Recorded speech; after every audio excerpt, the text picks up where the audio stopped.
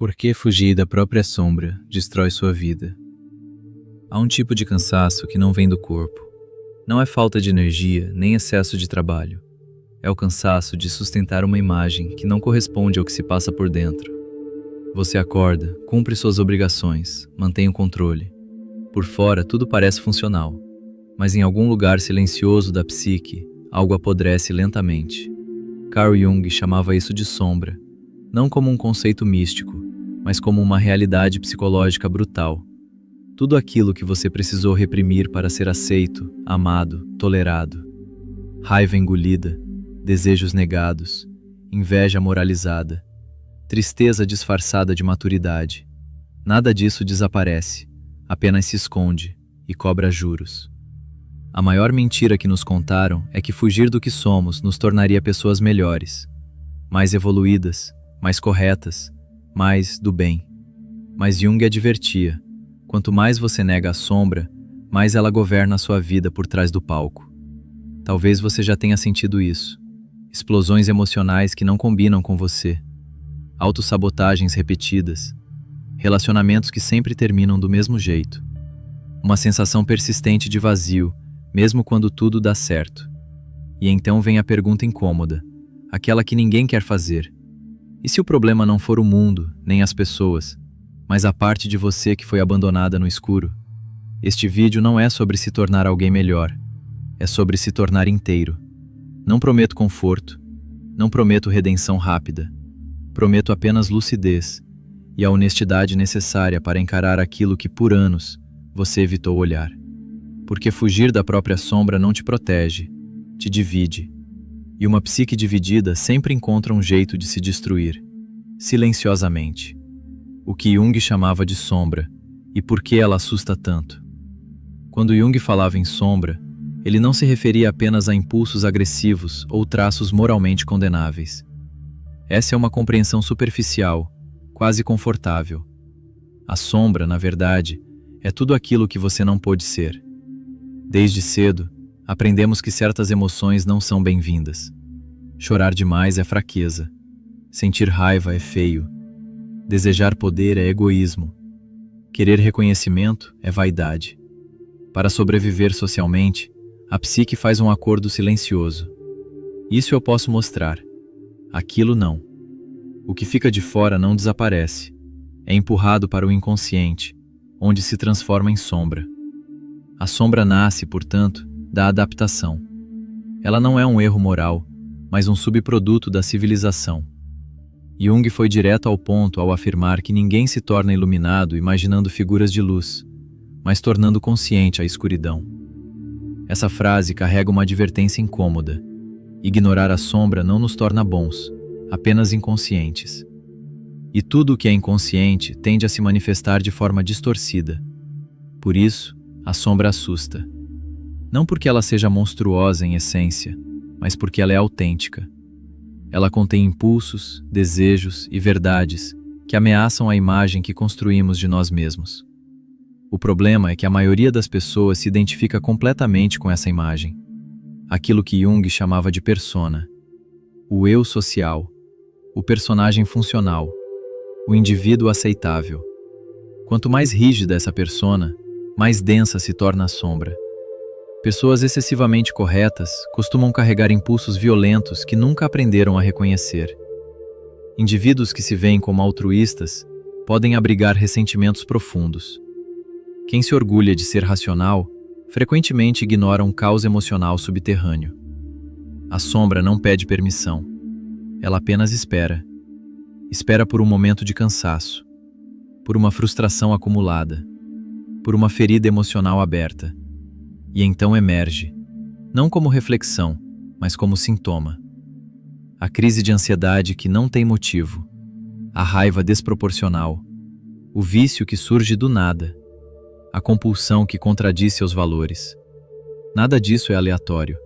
São mensagens cifradas daquilo que foi rejeitado. A ironia cruel é que quanto mais você tenta ser apenas luz, mais escura se torna a sua sombra. E quanto mais você foge dela, mais poder você entrega a algo que não compreende. Jung chamava esse processo de cisão psíquica.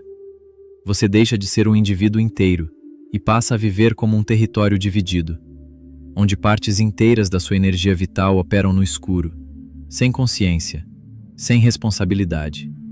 E tudo o que vive no escuro, cedo ou tarde, se torna destrutivo. Não por maldade, mas por abandono.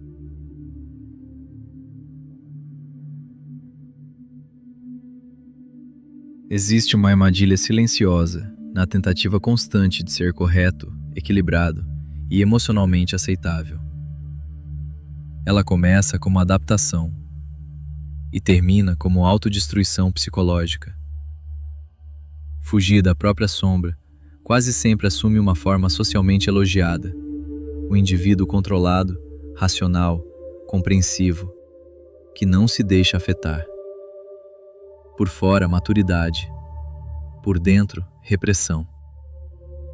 Carl Jung advertia: a virtude construída à força não é virtude, é medo disfarçado de caráter. Quando você sustenta uma imagem ideal de si mesmo, algo essencial é sacrificado: a energia vital. Essa energia não desaparece, ela se volta contra você. E então, surge a autossabotagem. Projetos abandonados, relações destruídas sem explicação, um impulso estranho de arruinar o que foi conquistado. Não é azar, é a sombra exigindo espaço. Fugir da sombra não cria paz interior, cria tensão acumulada. E toda tensão acumulada busca descarga. O retorno da sombra. Sintomas, vícios, explosões e autodestruição. A sombra sempre retorna. A única diferença é como. Quando reconhecida, retorna como consciência. Quando reprimida, retorna como sintoma. Muitos sofrimentos psíquicos não são doenças, são tentativas falhas de cura. O vício anestesia uma dor não reconhecida. A compulsão expressa um desejo negado. A depressão paralisa quando a vida vivida não corresponde à verdade interior. O inconsciente não fala em palavras, fala em sintomas. Ignorar esses sinais não é força, é imprudência psicológica. Identificar-se apenas com o lado bom é perigoso. Jung chamava isso de unilateralidade. Você vive apenas o que aprendeu a mostrar e abandona o restante. A agressividade reprimida vira passividade doentia. O desejo negado vira ressentimento. A ambição sufocada vira inveja silenciosa. Pessoas boas demais não são más, são fragmentadas. E toda fragmentação cobra seu preço. Integrar a sombra não é agir impulsivamente, é reconhecer, sem obedecer cegamente. Admitir a raiva sem explodir. Reconhecer o desejo sem ser escravizado por ele. Aceitar a agressividade como força, não como violência. Trazer a sombra à consciência é maturidade, não libertinagem. Quem conhece a própria sombra é mais confiável. Quem a ignora, a projeta no mundo. Individuação não é felicidade, não é iluminação. É totalidade. Você para de lutar contra si mesmo. Para de sustentar fachadas. O silêncio interno surge, não porque tudo foi resolvido, mas porque você parou de fugir. É um caminho difícil, mas é o único que não termina em autodestruição. Fugir da própria sombra não te torna melhor, te torna incompleto. E tudo o que é incompleto busca compensação. Olhar para a sombra não é desespero, é responsabilidade. Não para se julgar, mas para se conhecer. Porque só quem suporta a própria escuridão pode escolher a luz.